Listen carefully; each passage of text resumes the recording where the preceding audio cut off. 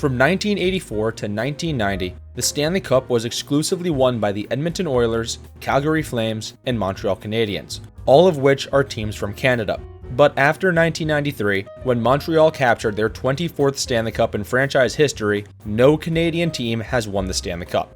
In the past 32 seasons, there have been 0 instances of any of the 7 Canadian teams hoisting Lord Stanley. So is Canada just cursed, or is there actually a conspiracy against the country? Ice hockey is Canada's game, and everybody knows it. If you ask anyone which country is the best at hockey, they will tell you Canada. And if you look at the NHL's history, it certainly reflects that. The Montreal Canadiens are the most historic franchise in NHL history, winning the Stanley Cup 24 times, with the Maple Leafs arguably being the second most historic with 13 cups. In the NHL's 108 seasons, a Canadian team has won the Cup 49 times. That means 45% of the time, a Canadian team has taken home Lord Stanley. When Montreal won the Cup in '93, it was the 35th time in 50 years that the Stanley Cup was won by a Canadian team. And only 4 different Canadian teams won the Cup in that span, that of course being Montreal, Toronto, Calgary, and Edmonton. So when you hear people say that Canada hasn't won the Cup in 3 decades, it would seem like Canadian teams haven't been successful at all. But that is not the case, and it's far from it. Here is a list of every Canadian team that has made the finals since '93, and we'll go over each of them in depth. Everybody knows the iconic 1993-94 Stanley Cup final. The Vancouver Canucks were actually the 7th seed heading into the playoffs and were very much a Cinderella story going into the finals, matching up against the President's Trophy winning New York Rangers. The Rangers went up 3-1, then Vancouver took games 5 and 6, but lost game 7 3-2, which ended the Rangers' 54-year Stanley Cup drought.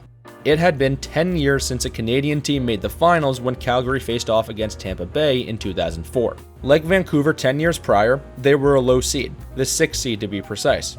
The Flames actually took a 3-2 series lead, but in Game 6, Martin St. Louis' double overtime goal forced a Game 7, and they lost that Game 7 2-1 in Tampa. After the lockout in 2004-05, Canada was back in the final for the 2nd straight season, this time being represented by the Edmonton Oilers, who were the first team in NHL history to make the finals as an 8 seed. Canada forced another Game 7 after Edmonton fell down 3-1 in the series. However, Carolina took Game 7 at home 3-1.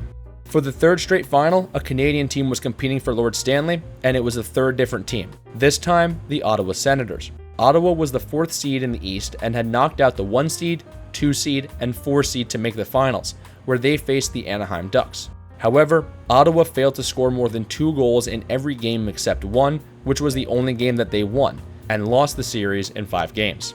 The 2011 Canucks team was the best team during the regular season, winning the President's Trophy with 117 points. It was actually the first time since the '93 Canadiens that a Canadian team had home ice advantage in the finals. Vancouver started the series by winning games 1 and 2, but then lost games 3 and 4. They won Game 5 1-0, but lost Game 6 and Game 7.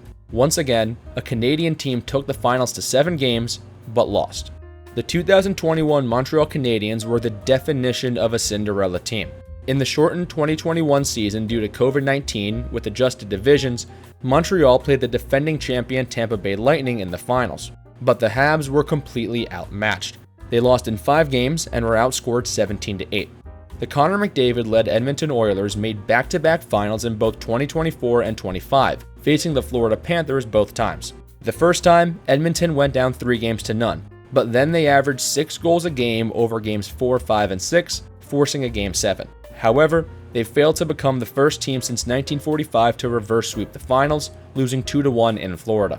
The second time around, Edmonton got off to a good start, taking Game 1. They lost games 2 and 3, but bounced back in Game 4.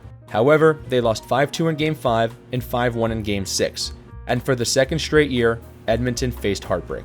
So of the 8 Canadian teams to make the finals since '93, 6 of them have reached Game 7. So it's not like Canada is getting battered in the finals. They're making it competitive. And with all of these teams coming so close, the reason Canada hasn't won a cup can just be narrowed down to simple bad luck. There are 32 teams in the National Hockey League. If you gave each team an equal chance at winning the cup, then the odds of any of the Canadian teams winning the Stanley Cup is 22%. That means that there is a 78% chance that a team from Canada will not win the cup. So in that regard, the odds are simply not in their favor. But using that same math, Canada should be winning the cup every 5 years. So that raises the question, is it all a conspiracy? It isn't. The idea that Gary Bettman became commissioner in 1993 and has succeeded at implementing an agenda that prevents Canada from winning the Stanley Cup has no basis in fact. Fans will simply blame the commissioner when results don't go their way. There is an interesting question that comes along with Canadian teams not winning.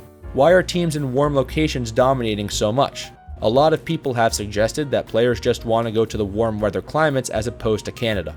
But as James Myrtle, a senior writer for The Athletic, stated in an article published in June 2026, despite these headwinds, however, most of the agents, coaches, and other league sources I spoke with on this subject believe that on-ice success will have the biggest impact on the ability of Canadian teams to recruit free agents and trade targets. While palm trees and lower state taxes can factor into players' decisions, it's also true that the 7 Canadian teams haven't been as well run as the 9 Sunbelt franchises under the NHL's hard salary cap and revenue sharing system since both were reintroduced in 2005.